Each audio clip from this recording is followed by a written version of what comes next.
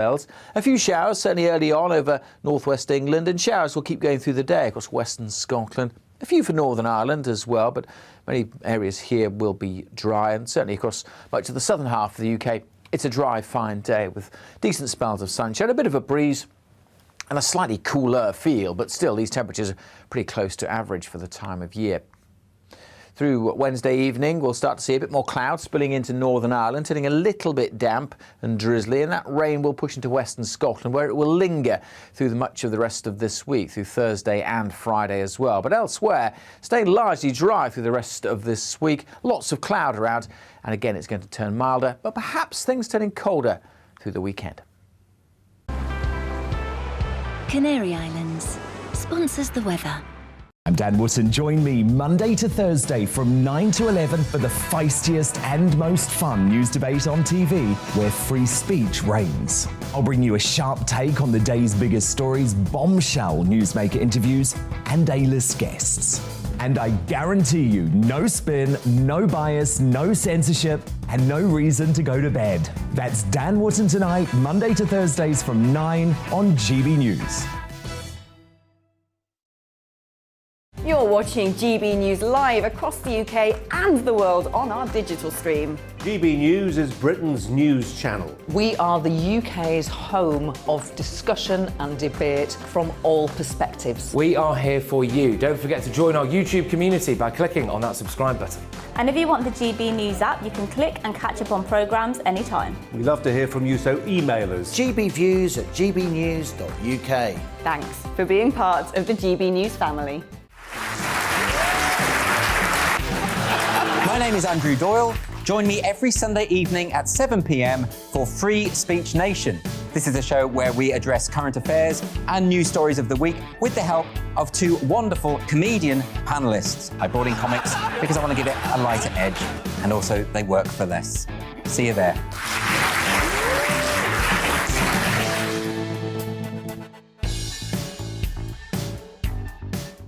Join my show Farage, 7 p.m. till 8 p.m. Monday through Thursday, and there you will get opinion, analysis, debate, and I'll cover stories that nobody else dares to touch.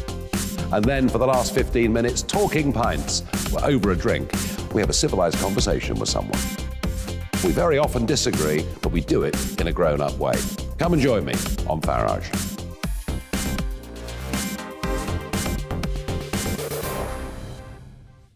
I'm Colin Brazier.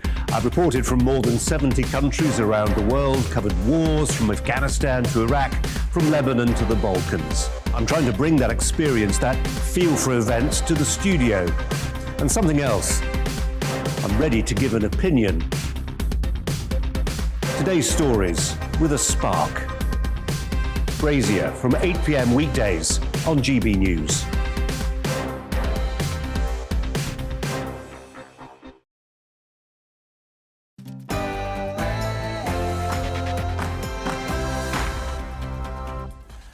And good afternoon. It's time to debate the big issue of the day with me, Liam Halligan, and a whole host of experts, but not with my co-pilot and partner in crime, Gloria de Piero, who is unfortunately off sick. So get well soon, Gloria. Today, Nicola Sturgeon's expected to tighten Scotland's COVID restrictions by extending the country's vaccine passport scheme. So we're asking, should COVID passports be introduced across the whole of the UK? That's the big question. But first, it's the GB News headlines with Simon Pusey.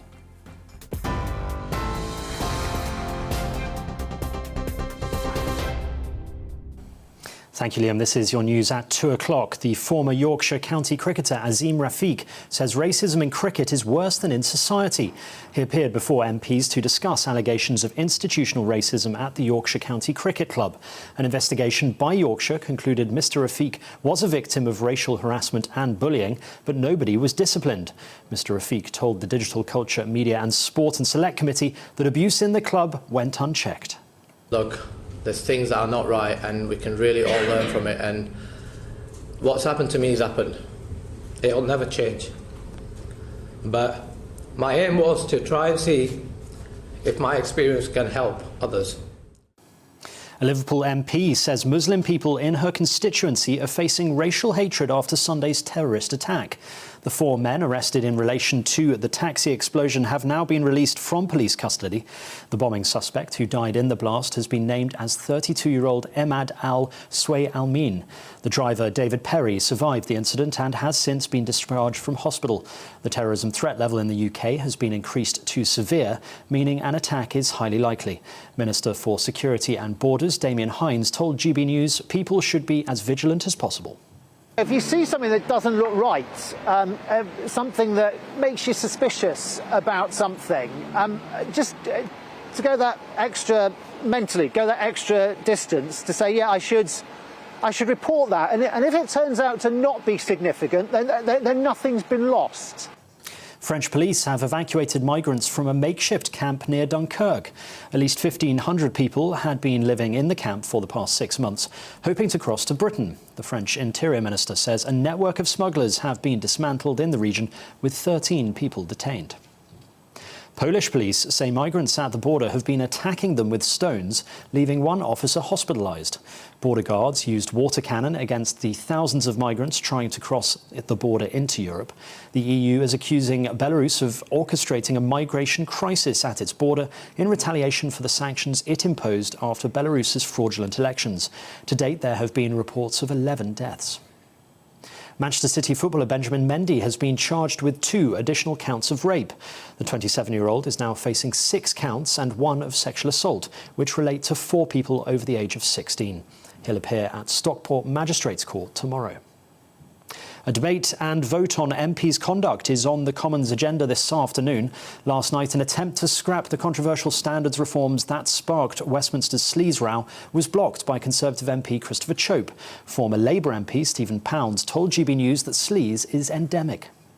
And there are some people who are still trying to justify with this most sort of egregious nonsense, this risible theory that somehow, having being a spokesperson for a hedge fund actually adds lustre to the cluster, actually makes you somehow a better MP. Absolute nonsense. NHS leaders are calling for social care staff to be given cash bonuses to stop them leaving for other jobs in the winter. They want the government to offer £500 incentives so they don't take Christmas work in hospitality, supermarkets or firms like Amazon. Those working in care homes must now be double vaccinated. The sector already has more than 100,000 vacancies. The majority of school staff, parents and students believe GCSEs need to be reformed. A poll by the Headmasters and Headmistresses Conference found that more than half say GCSEs require serious reform and 40% believe they need some adjustment. It reported significant concern that both the curriculum and assessment are falling short in serving the needs of young people. What children really need now is to be able to properly assess and weigh up information and decide whether the source can be relied on and how accurate and valuable a piece of information that is. They don't need to be walking encyclopedias. And an original Star Wars poster is among hundreds of iconic film memorabilia going under the hammer. Fans across the world will battle it out to bid for items worth more than £250,000 during a 2-day auction. The Empire Strikes Back concept movie poster by Josh Kirby is expected to sell for up to £8,000. You're right up to date, and I'll bring you the latest headlines in half an hour. Now back to Liam Halligan.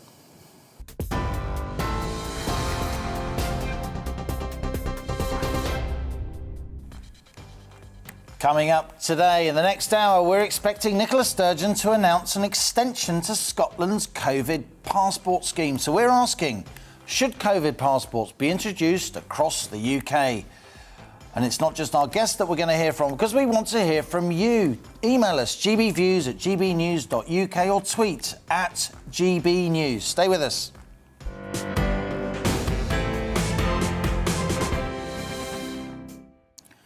Now, we are expecting to hear very soon from First Minister Nicola Sturgeon with an update on Scotland's COVID restrictions. But first, GB News understands that the terrorist bomber killed when his device exploded in the back of a Liverpool taxi was not known to the security services.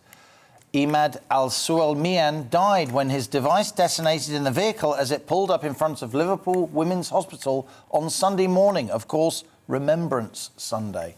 Our Home Affairs and Security Editor Mark White has the latest, and he sent us this report from Liverpool. As dramatic as these pictures are, authorities know Sunday's explosion outside this hospital could have been so much worse. If the bomber had managed to fully detonate his device inside the building, it's highly likely there would have been many casualties. But thanks to the quick reaction of local taxi driver David Perry, that bomber, Ahmed Al-Swilmeen, was locked in the back of the car. Coming just weeks after Conservative MP Sir David Amess was stabbed to death in an apparent act of terrorism in Essex, this explosion has persuaded security analysts that the terror threat level should be raised to severe. It is a reminder that the threat is there, that an attack is highly likely to be being plotted or planned.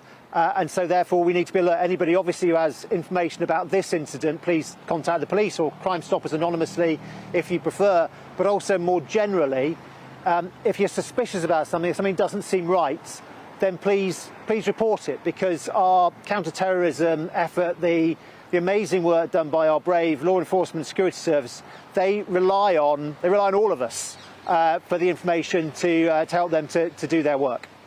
At Rutland Avenue, just over a mile from the scene of the taxi explosion, police are sifting through what sources have told us is likely to have been the bomb factory where the device was assembled.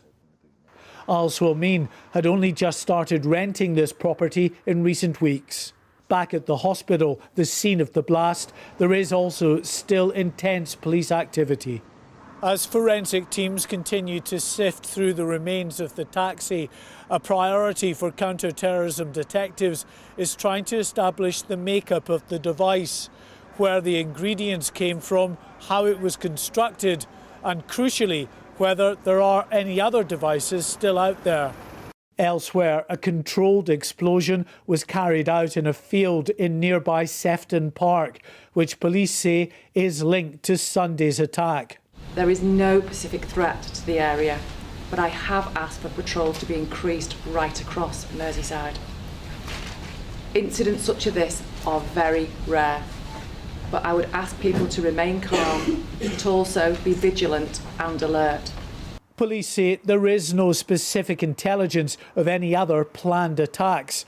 Authorities say there will be increased police activity at rail stations and other key buildings in urban centres across the country in the days and weeks ahead. Well, GB News Home and Security Editor Mark White joins us now from Liverpool. Mark, it's a very tough story to report, this one, those events on Remembrance Sunday. I think as a nation we're still sort of digesting them. What's the latest?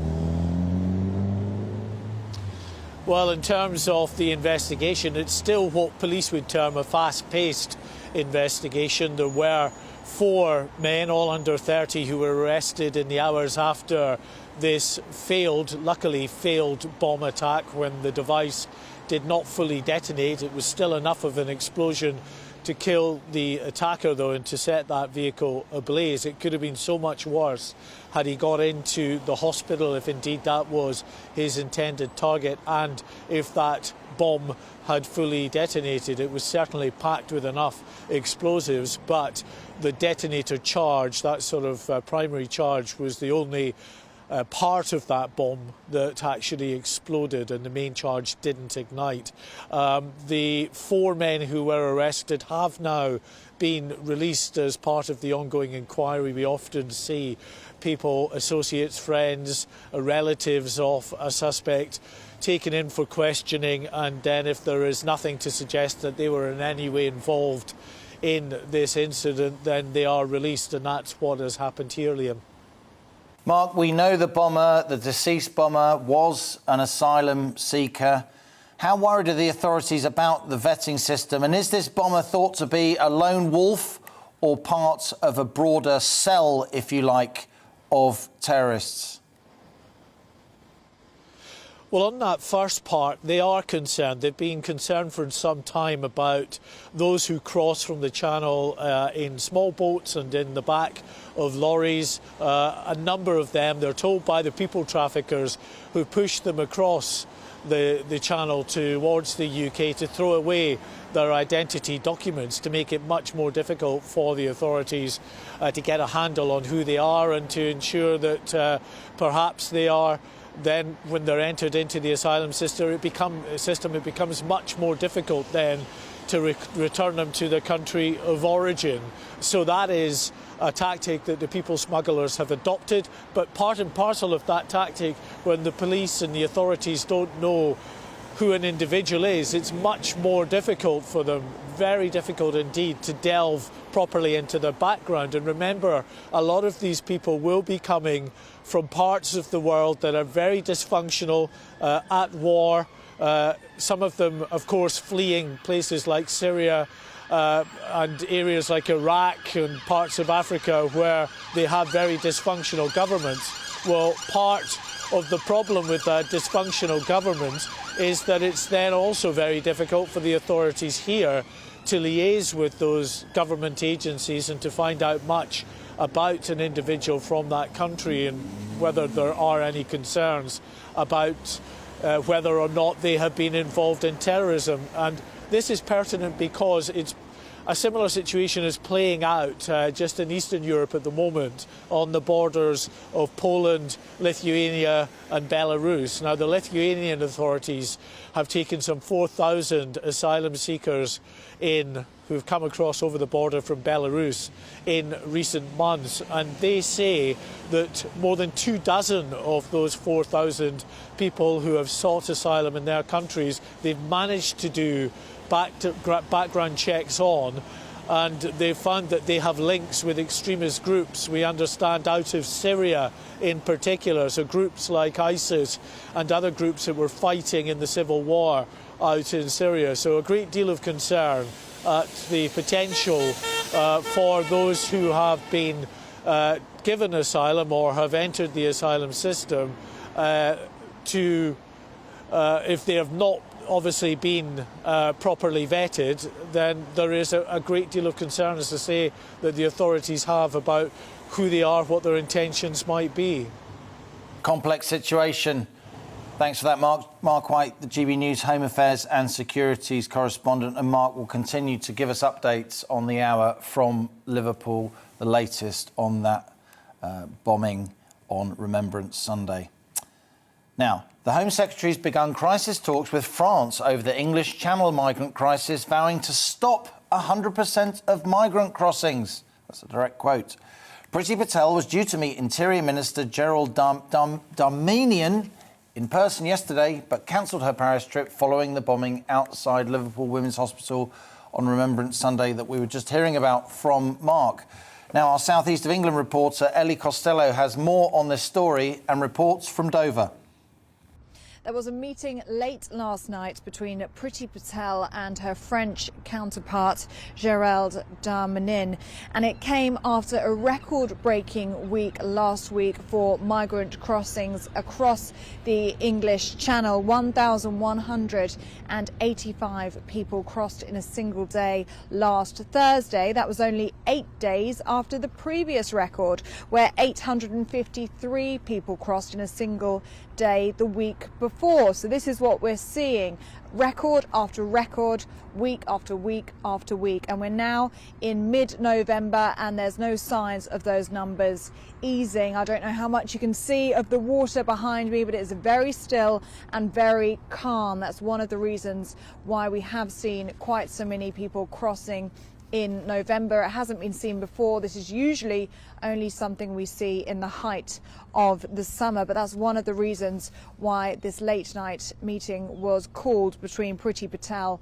and her French counterpart. And we have a joint statement that's been released from that meeting. It says that UK and French authorities are determined to prevent 100% of crossings over the Channel. They say they want to make the route unviable for migrants hoping to enter Britain from France. It was also agreed that there was going to be a joint technical working group, and they're going to meet imminently to work together with a view of using new technology to stop those crossings as rapidly as possible. And the two ministers also committed to reinforcing intelligence, to sharing their intelligence, and also the British police and the French police cooperating together to stop those crossings from happening. So that is a very joined up approach there. They seem to be singing from the same hymn sheet. It isn't really something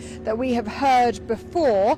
Priti Patel was actually supposed to go and meet Gérald Darmanin today. She hasn't done so because of what has happened in Liverpool, but I'd also say that she seemed to be quite happy with how the meeting happened yesterday, the fact that they both agreed that these crossings needed to be stopped and it needed that cooperative action of both Britain and France in order for that to happen. Now this morning, the day after the night before, we are hearing that action is already being taken on the French coast. The French Interior Minister has tweeted saying that 13 alleged people smugglers have been arrested in Dunkirk this morning, and he also tweeted to say that a makeshift migrant camp near Calais is being dismantled as we speak. There are thousands of migrants there, migrants that were looking to make the trip from France over to Britain. So there's some action on the French coast this morning as a direct result of that meeting last night, and certainly a crackdown on the criminal gangs that are operating on the French coast, those criminal gangs that put the people into dinghies, often charging thousands of pounds to get them over to Britain. And it's going to be very interesting to see in the next few weeks what this new joint up cooperative approach between the British and the French will have on those numbers looking to cross the channel. And thank you, Ellie. Ellie Costello there, GB News South East correspondent, reporting from Dover. Coming up, it's the big debate of the day. We're asking, should there be a UK-wide COVID passport scheme? We're expecting an announcement on Scotland's scheme imminently from First Minister Nicola Sturgeon. Remember, we want to hear from you. Email us gbviews@gbnews.uk and join in the debate. We also have a poll on Twitter. Cast your vote via @GBNews. But before that, here's the weather. It's time to remind ourselves there's always another winter. Canary Islands sponsors the weather. Hello again. Another largely cloudy day out there. A bit of brightness here and there, but most places staying fairly dull. There's some wet weather crossing Scotland. Also pretty windy here as well. The isobars squeezing together close to this little area of low pressure. Further south, high pressure is nearby. There's a week-old weather front. This one, though, is a little more lively, and it is bringing rain, not just to Scotland, actually, but for a time we're going to see a spell of rain crossing Northern Ireland, but it should peter out through the afternoon. Meanwhile, across Scotland, the rain will continue across western areas. The east may not see much of that rain until late on, but it is very blustery as well. Further south, the winds are light. That old weather front may be providing a bit of drizzle here and there, but generally dry, but fairly dull, but mild, with temperatures again climbing into the teens. Through this evening, we'll see a bit of that rain just trickling into northern England, maybe across parts of Wales before it fizzles out. Lots of showers then coming into Scotland, a few for Northern Ireland, staying blustery here as well. A bit of snow on the tops of the mountains across Scotland. But elsewhere, the skies tend to clear and it turns a bit chilly. Temperatures well down into single figures. But it does make for a brighter day tomorrow, certainly for most of England and Wales. A few showers, certainly early on over northwest England, and showers will keep going through the day across western Scotland. A few for Northern Ireland as well, but many areas here will be dry, and certainly across much of the southern half of the UK. It's a dry, fine day with decent spells of sunshine, a bit of a breeze and a slightly cooler feel, but still these temperatures are pretty close to average for the time of year. Through Wednesday evening, we'll start to see a bit more cloud spilling into Northern Ireland, turning a little bit damp and drizzly, and that rain will push into western Scotland, where it will linger through much of the rest of this week, through Thursday and Friday as well. But elsewhere, staying largely dry through the rest of this week. Lots of cloud around. And again, it's going to turn milder, but perhaps things turning colder through the weekend. Canary Islands sponsors the weather. Welcome back. You're watching GB News. Let's cross now to Edinburgh, where Scotland's First Minister Nicola Sturgeon is addressing the Scottish Parliament, giving an update on this country's COVID restrictions. Over 18 are now fully vaccinated with 2 doses. In addition, 76% of 16 and 17-year-olds and 56% of 12 to 15-year-olds have had a first dose. Until now, of course, only a single dose has been recommended for these age groups, but following yesterday's updated advice from the JCVI, we're now preparing to offer second doses to 16 and 17-year-olds. I will say a bit more about the progress of the booster programme later.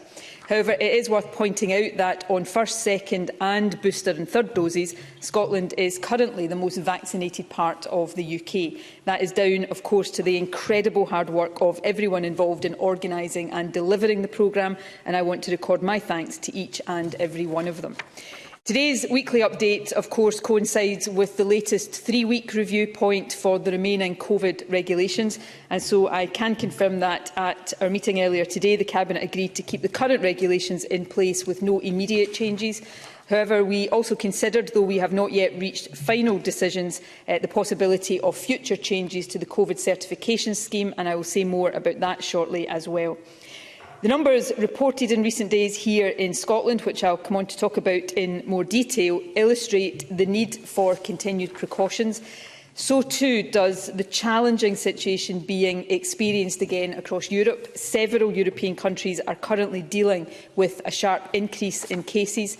Infection rates in Germany have reached their highest level since the pandemic started. The Netherlands reintroduced some COVID measures last week. Ireland has done so today. And Austria has just introduced extremely tough restrictions on people who are not fully vaccinated.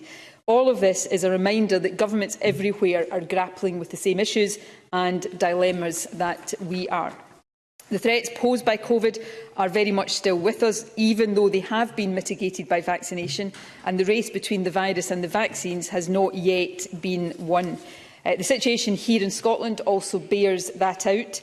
However, before I give an update on the overall trends in Scotland, I want to say a few words about the impact of recent events in Glasgow. I will reflect more generally on COP26 in a further statement to Parliament later this afternoon.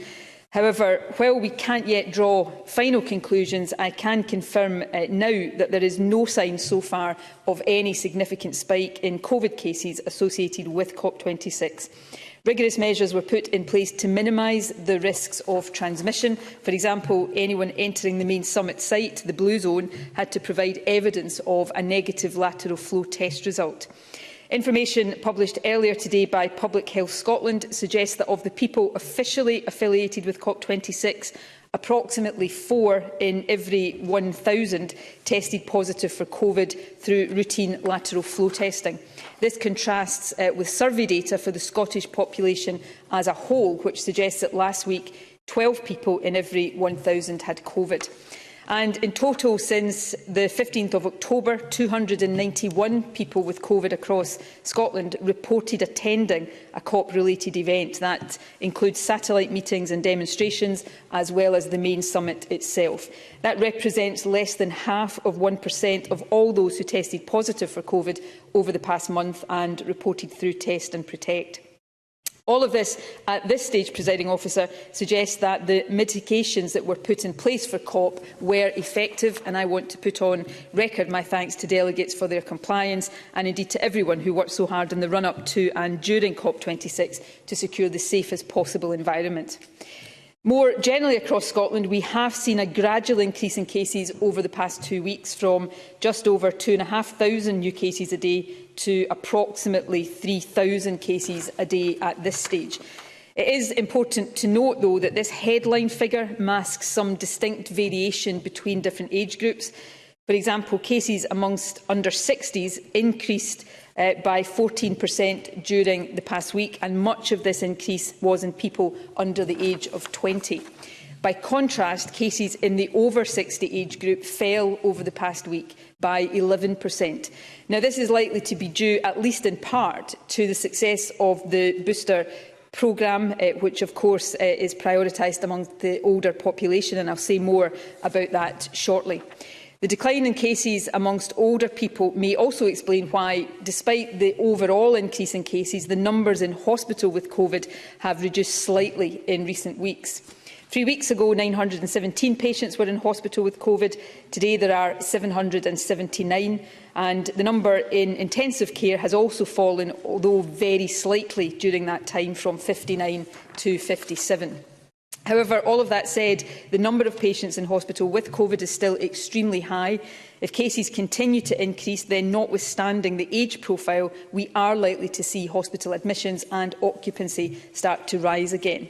In addition, the NHS is currently treating people who are in hospital for care which had to be delayed by earlier COVID countermeasures. And of course, as we go further into winter, we can expect other seasonal pressures, for example flu, to increase. All of this means that the NHS is under extreme pressure, and we continue to work closely with health boards to address and mitigate these pressures as far as we can. The vaccination programme, of course, continues to be critical in reducing the direct health harm caused by the virus. I mentioned a moment ago that the decline in COVID rates in older age groups and the fall in hospital admissions may well reflect the impact of the vaccine booster campaign.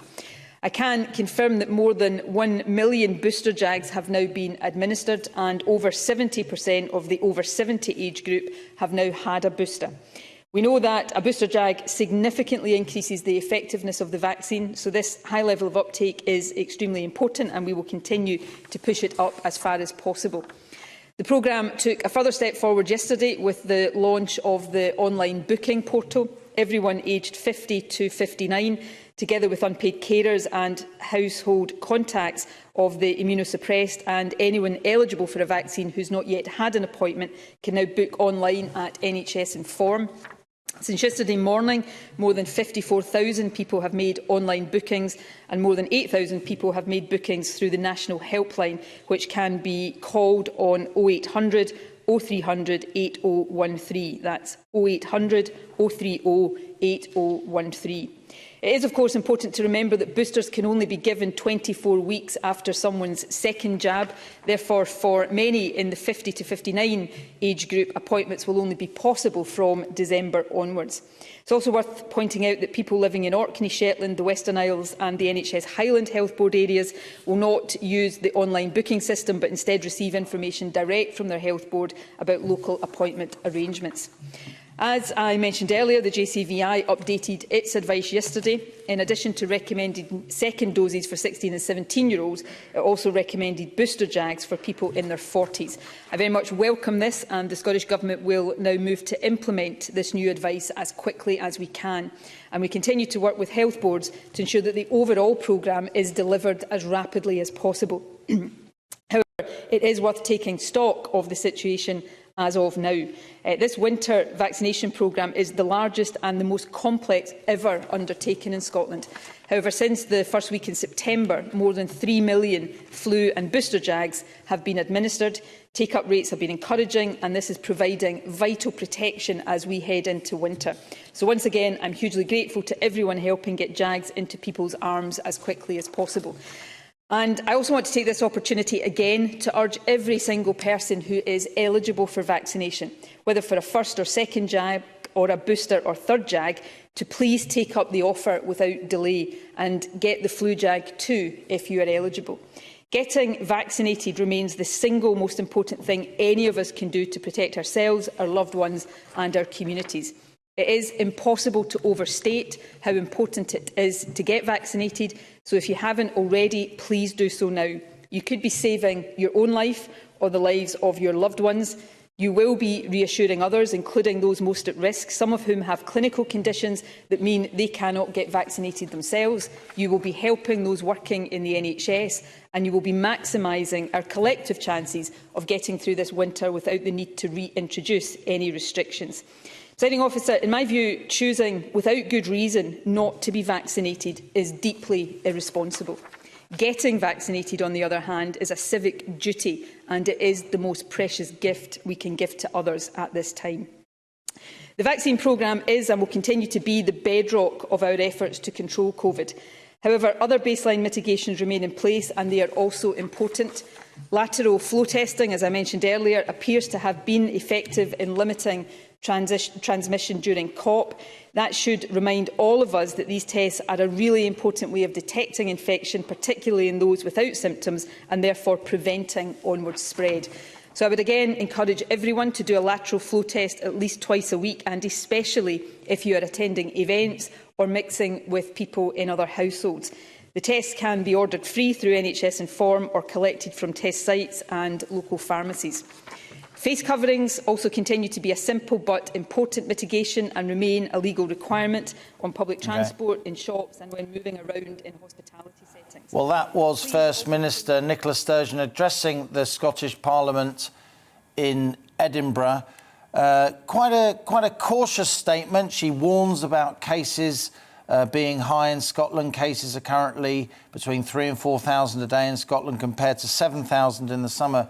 But she didn't appear to extend anti-COVID restrictions. She didn't appear to extend any passporting or immunity or immunisation certificate requirements north of the border. We'll have to look at the fine print and listen to the briefings after the speech itself.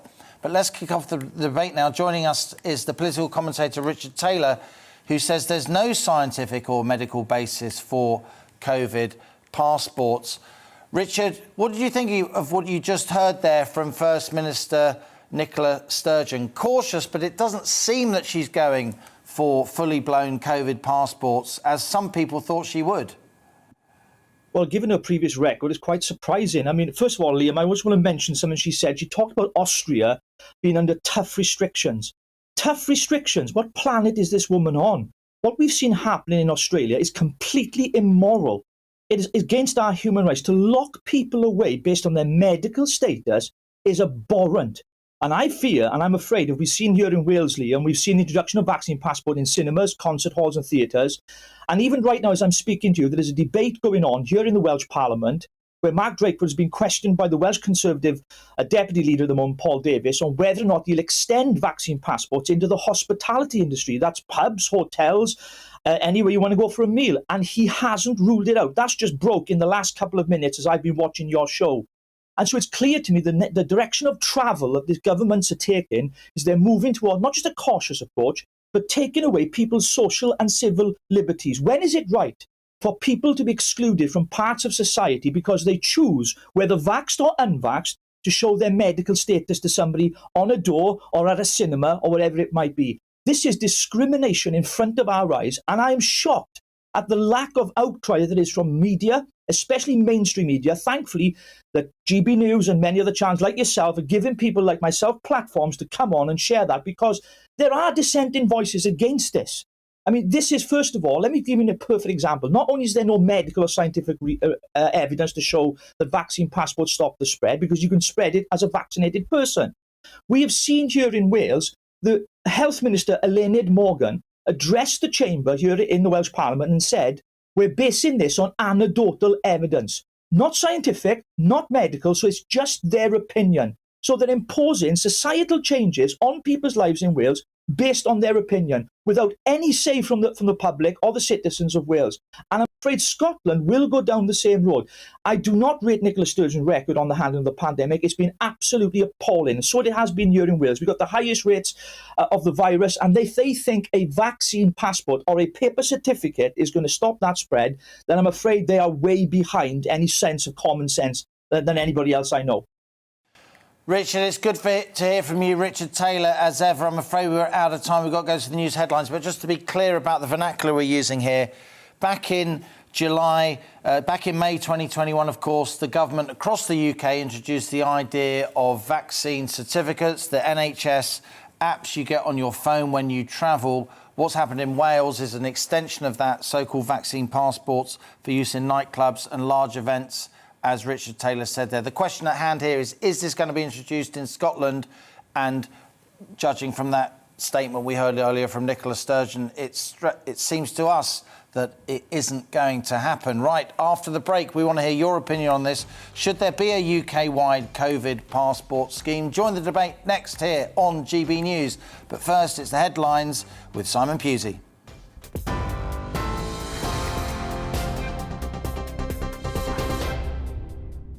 Good afternoon. Here are the latest headlines. A debate and vote on MPs' conduct is now underway in the Commons. Theresa May has pressed MPs to scrap the controversial standards reforms, which sparks the sleaze row, saying it would be a step in the right direction. Last night, an attempt to scrap the reforms was blocked by Conservative MP Christopher Chope. Former Yorkshire county cricketer Azim Rafiq says racism in cricket is worse than in society. He appeared before MPs earlier to discuss allegations of institutional racism at the club. An earlier investigation by Yorkshire concluded Mr Rafiq was a victim of racial harassment and bullying, but nobody was disciplined. Liverpool MP Kim Johnson says Muslim people in her constituency are facing racial hatred after Sunday's terrorist attack in the city. The 4 men arrested in relation to the taxi explosion have now been released from police custody. The bombing suspect who died in the blast has been named as 32-year-old Emad Al-Sway Al-Min. The driver, David Perry, survived and has been discharged from hospital. The terrorism threat, though, in the UK has been increased to severe, meaning an attack is highly likely. Manchester City footballer Benjamin Mendy has been charged with 2 additional counts of rape. The 27-year-old is now facing 6 counts and 1 of sexual assault, which relate to 4 people over the age of 16. French police have evacuated migrants from a makeshift camp near Dunkirk. At least 1,500 people have been living in a makeshift camp there for the past 6 months, hoping to cross to Britain. The French Interior Minister also says that a network of smugglers have been dismantled in the region, with 13 people detained. NHS leaders are calling for social care staff to be given cash bonuses to stop them leaving for other jobs in the winter. They want the government to offer £500 incentives so they don't take Christmas work in hospitality, supermarkets or firms like Amazon. The sector already has more than 100,000 vacancies. Well, that's it from me. I'll have a bigger update for you on today's main stories at the top of the hour.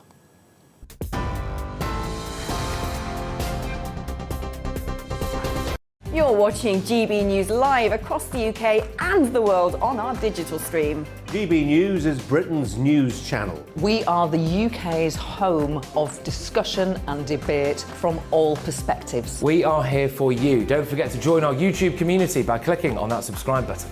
And if you want the GB News app, you can click and catch up on programmes anytime. We love to hear from you, so email us. gbviews@gbnews.uk. Thanks for being part of the GB News family. My name is Andrew Doyle. Join me every Sunday evening at 7 p.m. for Free Speech Nation. This is a show where we address current affairs and news stories of the week with the help of 2 wonderful comedian panellists. I brought in comics because I want to give it a lighter edge, and also they work for less. See you there.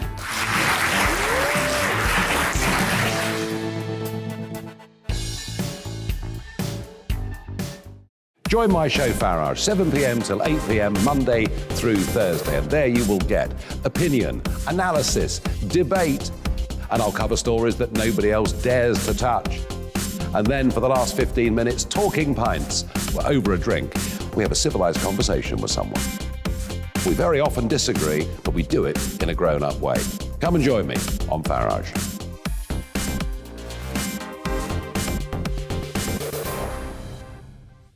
I'm Colin Brazier. I've reported from more than 70 countries around the world, covered wars from Afghanistan to Iraq, from Lebanon to the Balkans. I'm trying to bring that experience, that feel for events, to the studio. And something else. I'm ready to give an opinion. Today's stories with a spark. Brazier from 8 p.m. weekdays on GB News.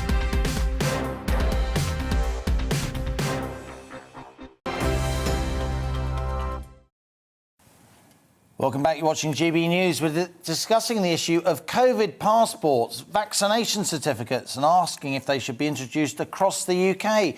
We just heard from Scottish First Minister Nicola Sturgeon, and she was talking to the Holyrood Parliament in Edinburgh. A somewhat elliptical statement, I have to say.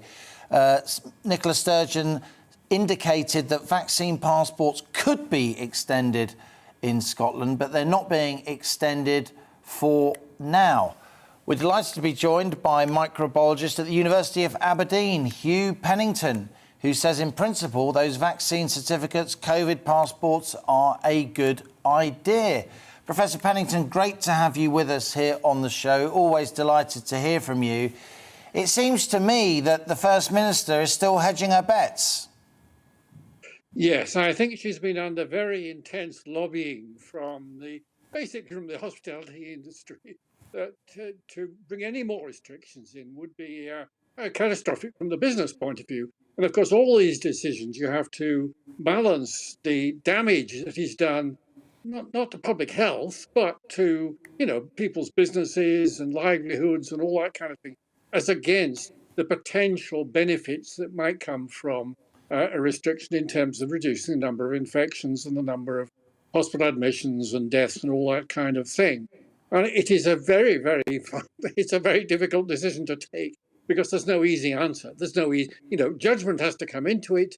And of course, I'm not an enthusiast for vaccine passports, but I think there are situations where if you want an endeavour to continue, like, for example, nightclubs in very poorly ventilated premises with lots of young folk, heavy breathing is a key factor in transmitting the virus, or the virus getting about. If you want them to continue, it's quite a good idea to have some sort of control on the people who are going in. Now, it doesn't stop the virus spreading because, as we know, vaccination is not 100% perfect, but it does reduce the chance that somebody's going in there with an infection and being able to spread. And of course, it reduces the chance that all the other folk who are in there are going to catch the infection. It's not 100% protective against the spread of the virus. And of course, at the end of the day, it's about risk reduction. It's not risk elimination, it's about risk reduction. And the sad fact at the moment is that the virus levels right throughout the UK, wherever you look, are far higher than we would like. The virus is doing pretty well, particularly in younger people, particularly in unvaccinated people. And that puts pressure on the rest of the population who has done all the right things, got themselves vaccinated, triple jabbed and all that kind of thing. But that doesn't give you 100% protection. And that's why there are people in hospital. Many of those in hospital, of course, had not taken up the vaccine, but some are, and some are quite sick, even though they've had the vaccine. So it does protect against a very serious infection. So the whole thing is it's the bloody virus. Let's put it. It really, we're still in the grip of this damn virus, and I think we have to do all that is reasonable to mitigate against the nastiest aspects of it, which of course is going into an ICU and dying from it. Strong language, but I'm sure many people watching, Professor Pennington, share your sentiment. You'll have listened to the First Minister closely, as I did. She reported that there was no sign of a spike in cases in Scotland associated with the COP26 summit, which of course saw many, many international visitors come to Glasgow and Scotland in general. So that's good news. She's keeping her options open. We hear from our sources in Holyrood that she's going to make a decision about COVID passports next Tuesday. So it really does seem that she, as a politician, she's trying to put the concerns of eminent scientists like you, some eminent scientists like you, that maybe COVID passports would be a good idea north of the border. On the other hand, the hospitality industry, as you say, industry more generally, they don't want people getting pinged, so they don't come to work. So it's the needs of the economy and broader society are clearly also weighing heavily in the First Minister's mind. That's right. And I mean, she went quite heavily on lateral flow testing, which of course is a pretty convenient way for finding out whether you've got the virus, whether you're infectious. It's not 100%, but no test is. But the lateral flow is a pretty good test for indicating whether somebody is likely to pass the virus on. Because, they really go positive when you're very positive and you're a risk to other folks. So having that as a kind of control measure and having lateral flow tests, as a kind of, entry into a crowded, sweaty environment with poor ventilation would be a very good way of protecting the other folk in that particular environment. But worth pointing out, Professor, I don't think I heard these statistics in the First Minister's speech, so I've looked them up. The number of cases in Scotland at the moment over the recent month has been between 3,000 and 3,500 a day. That's well down from 7,000 plus a day back at the height of summer in late July and August. That's right. That's right. There's been a reduction, but it's flatlined for really quite a long time. Overall, I mean, we talk about it's going up and it's going down by penny numbers, and that really doesn't mean anything because, statistically, that doesn't mean anything. If you mentioned the number of people in intensive care going down, but it went down by 3 out of, 57 or something like that. Well, that's meaningless as a statistic indicating anything other than we pretty well got the same number of cases in ICU. And any cases in ICU, certainly 8 cases in the 50s, is very, very, it's concerning in terms of those poor folk in there, are really having a very hard time, or else they wouldn't otherwise be in ICU from the COVID point of view. Professor Pennington, always good to hear from you. Professor Hugh Pennington there, the emeritus microbiologist at the University of Aberdeen. We're now joined by Alan Miller, who's a spokesperson for the Together Declaration, a group opposing the introduction of COVID passports. Alan, good to have you on the show as ever. It seems to me, again, as I'll describe the speech as pretty elliptical, it was, but she's hedging her bets. She isn't extending COVID passports across Scotland for now, but she may do next Tuesday. So you and people like you, not least people from the hospitality industry, the nighttime economy, you seem to have got a reprieve north of the border.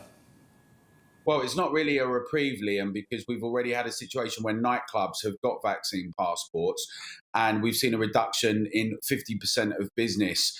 We should remember that when we're told to help the NHS, that actually we've all been doing that for over 20 months and the NHS has to help us at this point. We have all sorts of other illnesses that as a consequence of lockdowns have spiraled from cancer to stroke to sepsis, Alzheimer's. And quite frankly, vaccine passport certification do nothing whatsoever. It's got nothing to do with health. They do nothing whatsoever from the point of view of health, but they actually are massively detrimental, both from business point of view and hospitality. As I say, 50% reduction.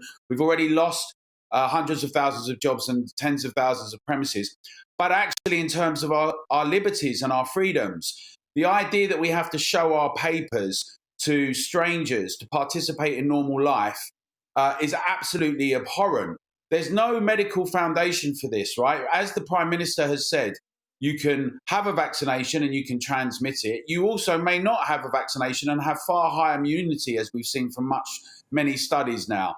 The whole notion that we have certification, on the one hand, is a sort of something must be seen to be done. It's a performance ritual. But unfortunately, what that means for everyone is the whole idea of our freedom and our liberty, our ability to participate in society freely is being eroded and suffocated. It's already happening at nightclubs. And the constant nudge and threats and dangling, and we might find out a little later, and the cases have gone up. Well, cases, as we know, are tests. And what we're talking about primarily is something that is very catastrophic for older people.